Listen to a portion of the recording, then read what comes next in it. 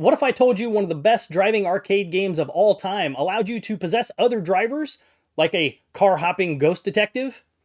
Yeah, sounds kind of insane, but that's what this is. Driver San Francisco. Punch it. Do a barrel roll. I need a weapon. Just stay there for just 1 second. Released in 2011, this bizarre, ambitious entry into the Driver series took a sharp left turn, and somehow, it stuck the landing. Driver San Francisco was developed by Ubisoft Reflections, the same team behind the original Driver games, and published by Ubisoft. It launched on September 1st, 2011 for the PS3, Xbox 360, PC, and later on for the Mac OS. And it even had a Wii version, although, let's be real on this one, the Wii version was a completely different beast. May do a deep dive into that one for the channel. Stay tuned. After mixed reception of Driver Parallel Lines and another total disaster that was Driver 3, the series needed a comeback, and Ubisoft, they went all in. Right off the bat, the graphics are a huge upgrade from the previous games. San Francisco feels alive with sweeping cityscapes, gorgeous lighting, and slick car models that made this feel like a genuine step into the HD era for the franchise. The game runs at a smooth 60 frames per second on consoles, something not many open world games were pulling off at the time. The reflections on the cars, the blur effects at high speeds, and the way that the sun casts shadows across the iconic San Francisco hills, it still just looks great today. Now let's really get into the meat of this game, and the really confusing part of this game at times, and that is the story.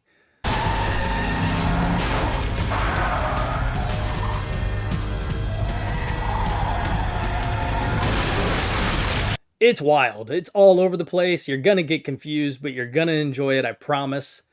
But you play as Tanner, you're back as Tanner again, yes, the cop we all know to love or hate. And yeah, you get into a brutal car crash here at the beginning of the game. You're being chased by your nemesis, Charles Jericho, and there's a twist. After that crash, Tanner's in a coma. Your partner's there with you. There is a TV explaining everything that's happening in the world that is real.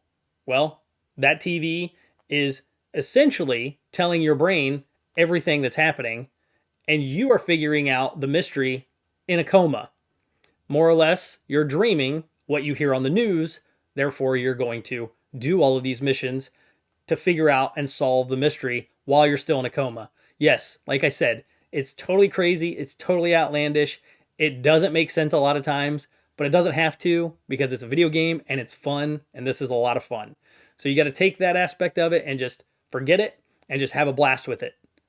As you're playing through these story missions, though, you'll find henchmen, other people that are working for Jericho in the world, and you'll become them, and you'll help them get through the ranks, become higher in the ranks for Jericho, so that you can get closer to Jericho, because you get to possess these people. You take over their body, their minds, everything. That allows you to get more evidence, and that is the gist of the game. You play through all the missions, all the way up to that point, and then something happens. I won't spoil it. Don't play this game for the story. You're not going to enjoy the story as much as you're going to enjoy the game. I guarantee that. It's just fun. Like, the mechanic in the game, the shift mechanic, is the reason to play this game 1,000,000%. At any moment, you can zoom out for a citywide overhead view. You can just pick a car and just drop into that car instantly. You want to cause some chaos? Done. Go for it. You want to swap to a muscle car in the middle of a police chase? No problem. Easy. The mechanic completely redefines how you approach every mission. Instead of failing because you lost sight of a target, you can just shift into a car that's up ahead, cut them off, turn around, head-on collision. It's a game changer, literally. I personally would love to see this mechanic put into other games. As you play, it becomes more and more addictive. Truly love this part of the game. It was one of my favorite points of the game. It is the biggest difference in the game, and I'm sad to see that they have not made more games with this sort of mechanic in it. It really works, and it's really fun. So some of the scenarios I really thought of, think about like a puzzle racing game where you think outside the box using this shift mechanic. You can complete races, police takedowns, mini driving games, in certain time limits, anything like that. Imagine that, just a game by itself. That sounds like a ton of fun. Again, I am just really surprised we never saw this come back into another game. If you guys know of a game out there that uses this type of mechanic that's similar to it, let me know in the comments because I want to check that game out too. There's a ton of variety too in the missions. Story missions have you going from, being a stunt driver for a movie crew to convincing a paranoid conspiracy theorist that he's not being followed by possessing other cars that are behind him and taking them, out, making them crash.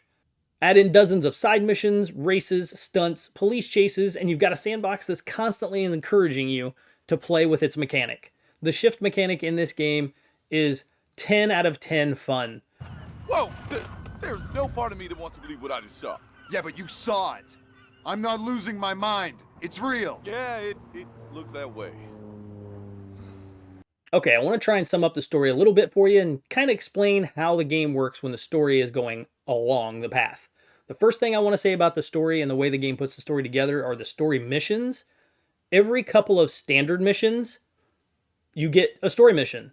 You go do a couple of standard missions that are on the map, and it puts you into a story mission. It unlocks the next story mission. I really love the level progression that they did in this game. It was very easy to understand, simple to play, and just a lot of fun for whoever. You always felt like you were able to get more story without trying a whole lot or doing a ton of those Ubisoft side missions that we're used to, which you could still do in this game if you choose, but you do not have to. You're not forced through it. Now, when the game dropped, the critics they're pleasantly surprised, to be honest with you. What do you know? It landed at a solid 80 on Metacritic. It's still sticking there right now these days. Many outlets were praising its originality, its fast-paced action, and the refreshing take on the driving genre. IGN was one of the ones that gave it like an 8.5, calling it one of the most original, exciting racing games around. Eurogamer gave it like an 8 out of 10, praising the brilliant bonkers, shift mechanic, which was, was the big selling point. Sales-wise, it did okay, nothing explosive or crazy. It sold around 2 million copies. That's across all the platforms. Obviously not a blockbuster, but for many, the franchise was considered dead. But to be honest, I think this felt like a pretty good comeback. And we haven't seen any more since 2011, so I think the sad fact is the driver series is probably dead. But I'm still hoping and keeping my fingers crossed for more. A few really cool things about the game, though. Driver San Francisco was originally planned to be more grounded without the shift mechanic. Early testing showed that it made the game way more fun with the shift mechanic, so it stuck. They left it. The game includes over 120 licensed cars, all without damage restrictions. That's even rare today. A lot of games won't let you beat up these really, branded vehicles. They don't want them to look that way. They have their reasons, I suppose. But anyway, I thought it was pretty cool driving around in Mustangs and Dodge Chargers and things like that. And one of the last cool things about it is there's actually a reference to the original Driver game that's hidden in this game. The parking garage. You know what I'm talking about. If you guys are familiar with Driver, the parking garage is back. You can do that. And you get some trophies and stuff for passing it this time. So they give you a little bit more for your effort this time, I suppose. Final thoughts, in a world full of GTA clones, and back in 2011, we know how many of those there were, right? Driver San Francisco, it dared to be different. It stood out from the crowd. It embraced its weirdness. It leaned into arcade-style fun. Arcade-style racing is not as common as we wish it would be, at least as I wish it would be. It gave us one of the most unique driving experiences ever. With that shift mechanic, man, it was a lot of fun. Did not expect this to happen with this game. It went out in style. As far as I'm concerned, the Driver series, it ended on a high note. It had a rough road. But Driver San Francisco, man, way to go. You ended on a high note. If you've never played it, I highly recommend you go find a copy and play it. If you have played it, maybe it's time you revisit Tanner's coma-fueled fever dream one more time. Thanks for watching this retrospective on Driver San Francisco. If you guys enjoyed the video, drop a like, subscribe for more deep dives, and let me know what you guys think in the comments. What's your favorite underrated game that deserves more love? Until next time, go pick a generation and play.